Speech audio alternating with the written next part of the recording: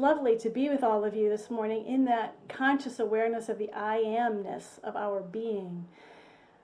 It's wonderful to know practitioner Kathy Day is holding us in vigil in that I amness, that beautiful evocation this morning by Cher, and that song by Jack, anchoring us in this I am consciousness that is always fully present and whole and perfect and complete in every moment in time and space, and it is activated through our awareness. So today, in this very moment, it's been activated in all of us. So we are meeting this time together is an alive, fully alive, conscious moment in I am. So thank you so much for being with me in this I am. And so what does this I am have to reveal to us today? Well, one of the amazing things, as I mentioned in the email, for those of you who take a moment to read it, is this month is amazing. We have the three great Abrahamic religions having a major holiday this month on April 8th. Well, today's Palm Sunday. On April 8th begins Passover. On April 12th is Easter. And on Thursday, April 23rd, begins the month-long of Ramadan from the Islamic faith. So isn't it powerful that this I am consciousness that has been birthed, three major world religions, is all unfolding in this time when we're all sheltering in place. So on the one hand, our world is going through this amazing collective experience of sheltering in place, and what that means. Some people are still working, but even that is different going out into the world. Streets are empty. There's a lot of fear swirling around us as well as peace. So there's everything happening, but in almost a quieter way. When I lived on the East Coast and it was winter time and the snow, there'd be a blanket of snow, a blizzard, everything would get so quiet. And that's what this time reminds me of.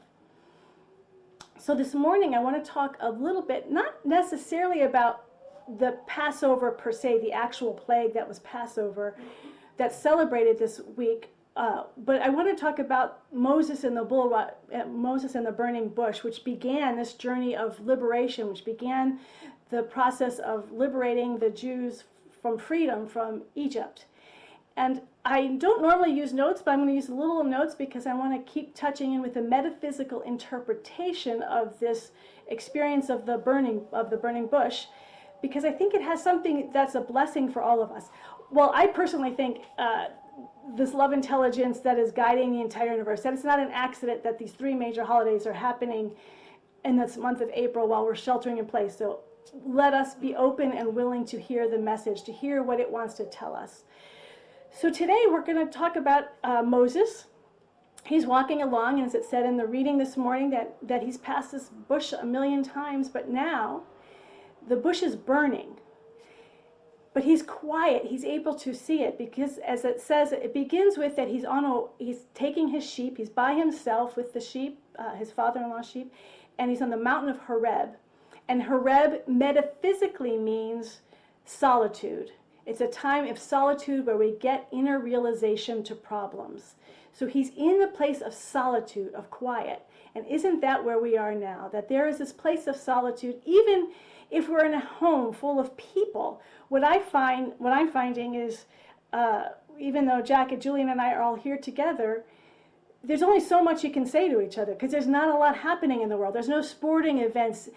You know, we watch movies maybe at the end of a long day, but to make movies or entertainment as our centerpiece starts to lose interest after a while. So we can't help it that the conversation gets quieter, that even in our own home, the activity we get more interior, more withinness. So no matter how much we're reaching out and participating in classes, we can't help, because of this collective sheltering in place, to start quieting down. We're in a place of inner solitude, even if you're with people, and especially if you're by yourself, you're in a deep, profound place of inner solitude. There's no way I can't think about the time that I did my 30 days of silence now, because it's so similar, except that was by choice. And I look at what that experience was like for me, and I see a lot of similarities. So one of the things that I did was I cut everybody out. I didn't talk to anybody. I had no TV, no radio. So I was really in that solitude, choosing it. And what I still remember it like it was yesterday. It just dawned on me. It was almost 30 years ago. but it was like about 2 weeks into it, and I literally, not figuratively, banged my head against the wall because I was in so much pain. The withdrawal, the letting go that happens in solitude, all those things that we use to stimulate ourselves, to activate, to keep our attention going, as those start to wind down, and for some of us, I know we're still busy, but even the shift, the crisis of learning how to do Zoom, learning how to connect, that's beginning to settle in. We're getting a little bit more used to it. So the stimulation of change is settling down. And what I found is as things started to settle down, I went crazy. And I say don't do this on your own. And now I see that was probably a fairly dangerous thing that I did, that I didn't realize it, but I had the divine protecting me. But my mind really was just fighting and fighting because everything was gone. I had no one to talk to. I had no TV to watch, no radio to listen to, no way to distract me. I wouldn't even let myself lie down. It occurs to me that this was all self-imposed. I could have stopped it at any moment, but I was so committed to doing these 30 days because I wanted answers at the end of the 30 days. So there was something I was looking for. I'll talk about that in a minute. But there was no question that the letting go process wasn't just, oh, just let go. It was painful that I physically, at one point, got to the point where it felt physically painful, which is why I hit my head against the wall, just to like activate the pain. And what happened is after that, then I started to settle down. I really did stop fighting the letting go and let this deep stillness reside over me. So that's really what we're doing now, that there's this sheltering in place, and whether we're liking it or not liking it, we're having to let go of a lot of the things that we were holding on to, the sensory stimuli that we didn't even know that we had. What I wanted from those 30 days was an answer to what I was going to do with my life. I didn't get that answer, so I remember thinking, oh, nothing. I knew I had the peace that passes human understanding, that after that 2 weeks beating my head against the wall, I got more and more still and found this peace. As one monk read, and I've always remembered it because it stuck with me, he said, we would be crazy if we gave up everything that we gave up and we didn't experience a deeper joy, peace, love, harmony. If we just had agonizing longing and pain the whole time, we would be stupid to stay in this place of isolation. The reason why we do it is because on the other side of it, there's so much good, there's so much joy, there's so much love. And so we stick with it. And I did discover that peace, but I wasn't looking for peace. I was looking for an answer. So what's interesting to me as I look back at it is that by the end of the 30 days, I was in this deep abiding peace. And all the fruition that came for years afterwards, the visions that I was having were extraordinary. I always thought, well, why did I have so many visions at that time in my life? And I forgot, I had that 30 days of silence. So not all the good, you might not experience everything good while you're in this time of sheltering in place, but there are deep things that are being grown in the womb of your consciousness right now in this time of quiet that will have its fruition long after the sheltering in place is over. We see from the Me Too experience of people marching, as people are now meditating and praying more than they've ever prayed because we have time to do it in a way that we never had before, that this is going to have fruition not just for us as individuals, but collectively we are going to see the fruition of all this deep inner work that we are all doing together. Last night there was a world meditation on peace that I thought it was at 10:45. Thank you, Michelle Schmidt, for letting me know it was at 7:45. These collective times of praying and meditating for peace, we may not see the immediate, it may happen immediately, but we may not see it immediately, but it's there, it's activated, and we're going to see the fruits of it long in our future, in the next couple of years. So we give thanks for the sheltering in place, even though it may be very difficult. It also may be difficult because you have fears. The financial world is all upside down right now. We have people who have physical illnesses and challenges in yourself, in your family, and those people that you love. So as we get quieter and quieter, all those fears become louder and louder. So what do we do in that place? And there, in some ways, some of the things we can only do is keep turning within to that beautiful light within us. So Moses is walking along and he sees the burning bush. And the bush is now alive with the divine spirit. And what I love about this metaphysically is that it means that the bush is in difficulty. But the I amness isn't consumed by the difficulty. And so we need to remember that that in the midst of this bush that's burning, which normally would destroy a bush, in that consciousness of I amness, when that I amness has been activated, when it's alive within us, it can never be consumed by the fire.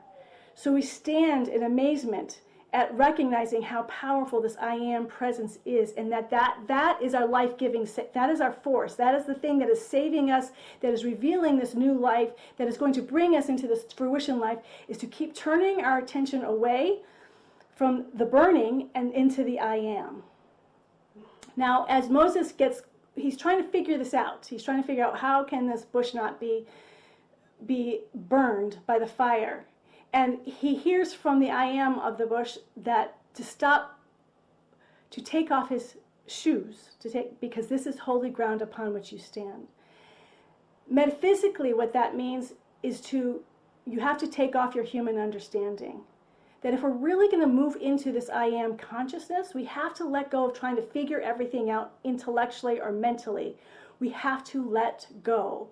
We have to let go of everything that we know to allow this I am to move into a different state of consciousness. The I am isn't just our mind. It transcends our mind. It transcends our thoughts. So we need to be letting everything go so we can hear the I am, so we can be this divine, spacious vehicle for it to move through and as us.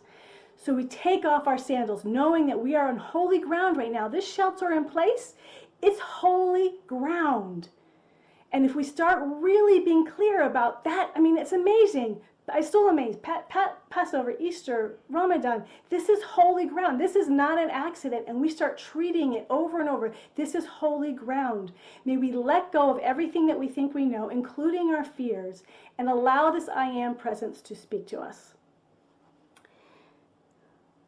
So, I'm just looking. Then he says, I love this, the I am presence, says, I am the father of Abraham, Isaac, and Jacob. Now, metaphysically, Abraham is faith, Isaac is love, and Jacob is the I am. So what they're saying is, as we connect with faith, love, and the I amness of our being, is when we start shifting from that human consciousness to that divine I am consciousness. So we walk in faith. So as I was saying, even when I was in that 30 days of silence, I didn't always say, oh, this divine presence, like amazing experiences, but I walked in faith. Even during that difficult time of letting go, I walked in faith. I walked in love for the divine presence that was within me and the I amness that is me. I continue to walk, so we do that now. We continue to walk in it with faith, with love, in the I am presence, and we start to feel our consciousness shifting from our human consciousness to this infinite I am consciousness. And so this is what the I am says to Moses. She says, I have come down to deliver them, the Israelites, out of the hand of the Egyptians and to a good land flowing with milk and honey. And so this means that God's mission for us is to deliver us from bondage into freedom. Pharaoh represents our ego. Egypt represents our senses. Our senses are very tied to this world. And also you could say it's to our habit patterns. So we may have had habit patterns before the sheltering in place that we didn't even realize that we had, that we use almost to keep ourselves busy all the time, to keep our minds stimulated, to constantly move. And suddenly these are being taken away from us. The Pharaoh in us doesn't want to let go. The ego within us doesn't want to let go of all those habit patterns, because those are the places where, even though we were in bondage to it, they're familiar. We feel safe. We feel almost comforted by these limiting habit patterns that are keeping us from the I am of us. And so what the I am is saying, Moses, this person within us, this divine being, listen, follow the I amness within your own being, and let these senses, these attachments to the senses, dissolve into the nothingness from which it came. And Moses' reaction is very similar to all of our reaction, not everybody, but there are many, which is, of myself, I can't do this. I'm just a shepherd. Why is anyone going to come? Why are the Israelites going to listen to me? I can't do this. And of course, the I am response is, it's the I am that I am. Tell him it's the I am that has sent you with this message. We, We can't break free without the power and presence of this I am. when we look at when Moses goes back, the Pharaoh holds on so tight. So Moses and his brother Aaron, I'm going to talk about that in a minute, 10 plagues that the I Am moves through Moses and Aaron to create these 10 plagues for the Pharaoh, because all of these plagues are horrible. They are devastating, and yet no matter how bad they are, the Pharaoh will not let go. What that tells us, and that speaks to me pounding my head against the wall, is even if we know it's for our highest good, even if we know these limitations are blocking us from this divine presence, they've become so much a part of us that it actually can hurt to let go more than the plagues, than the problems that they cause. So these not letting go is causing these plagues, and as uncomfortable and ugly as these plagues are, they're not as bad to the Pharaoh, to the ego, as letting go. And I think the power of this story is to let us know and be compassionate with ourselves, patient with ourselves, gentle with ourselves, that this is a hard time. Letting go is hard. It hurts. It hurts a lot, which is why the Pharaoh holds on so tightly. The ego part of us holds on so tightly. And so finally, Moses, the last plague is Passover, and that's when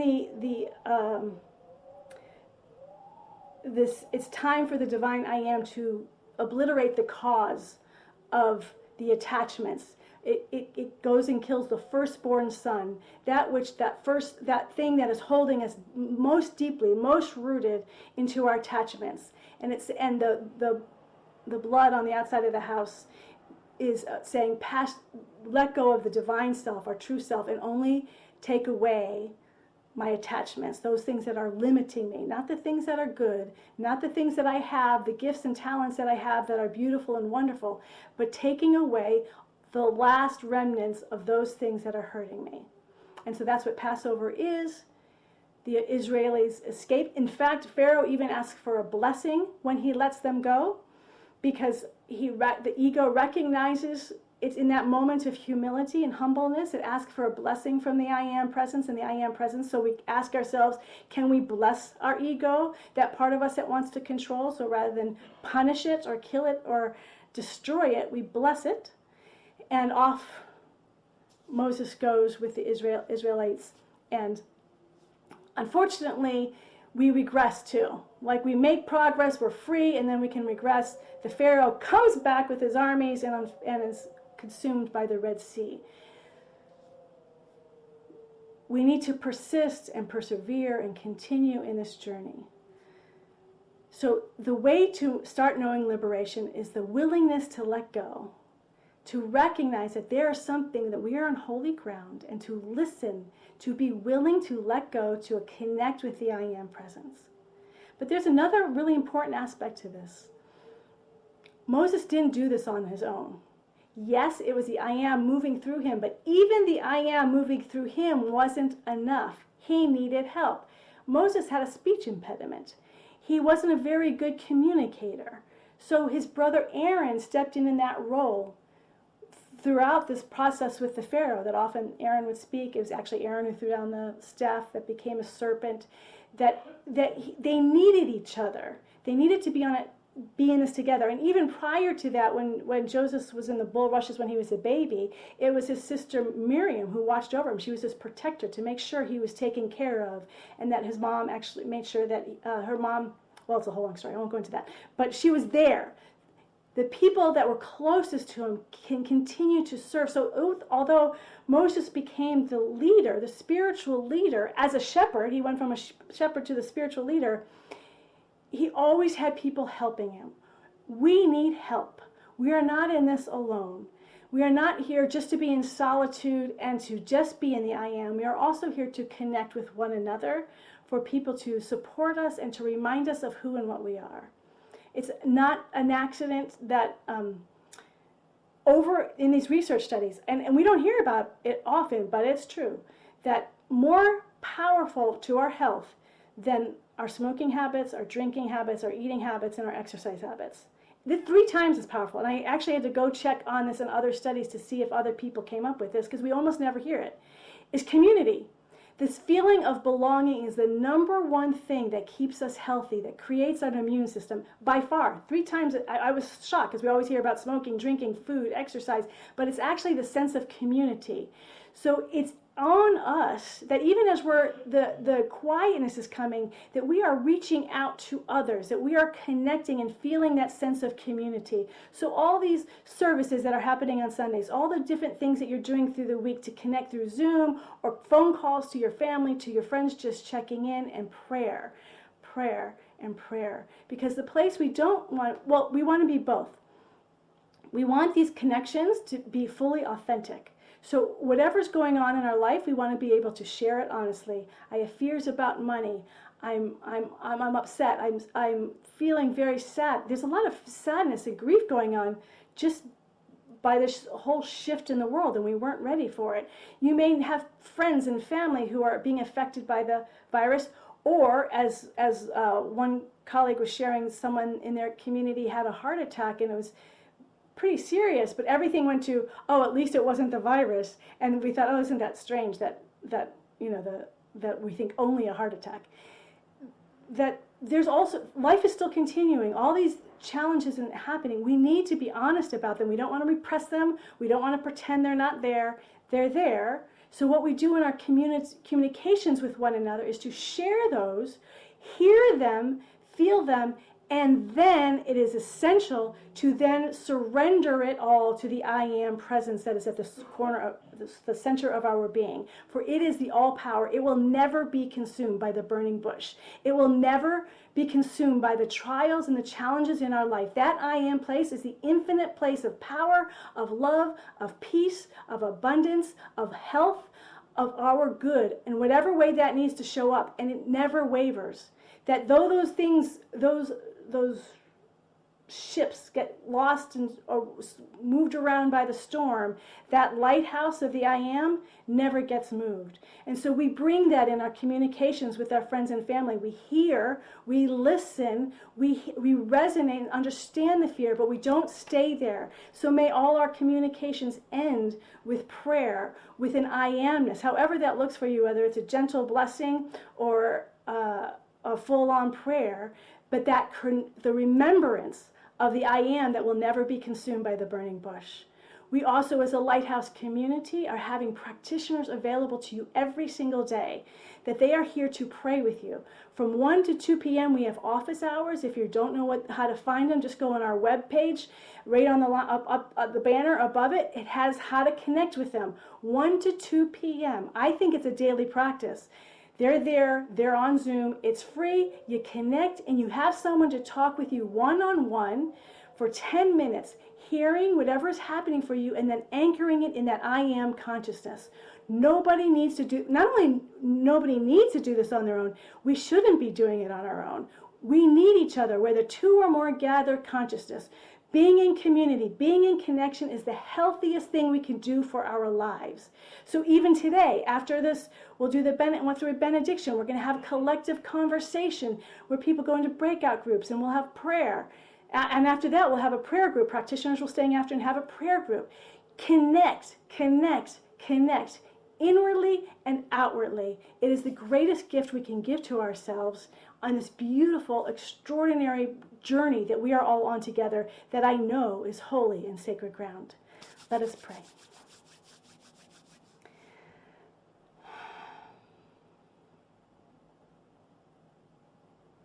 And how grateful I am to stand with my sisters and brothers right here and right now in the power of prayer and the power and the consciousness of the I am in the midst of a burning bush. We stand in the I am of our beingness. We recognize there is a bush burning. We recognize that there is a lot happening around us. But when we recognize the truth of our being, this absolute nature of our beingness, we are free. We are unlimited joy, unlimited peace, unlimited love. We are all that has ever been and ever will be. Nothing can take us away from this I am presence, ever. We stand, we live, we move, and have our being as this I am presence. And so we take a collective breath right here together as this one power and the one presence.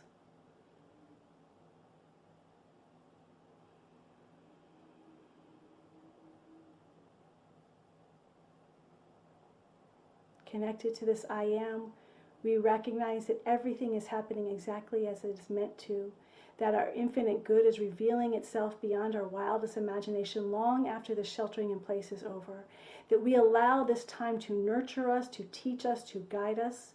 We allow ourselves to let go, to go through this process of letting go with compassion, ease, and love, that we let go of having there to be horrible plagues, that we, with our open and willing heart, allow this time to move through us with support from our friends and our family to carry us through whatever challenges that we are having.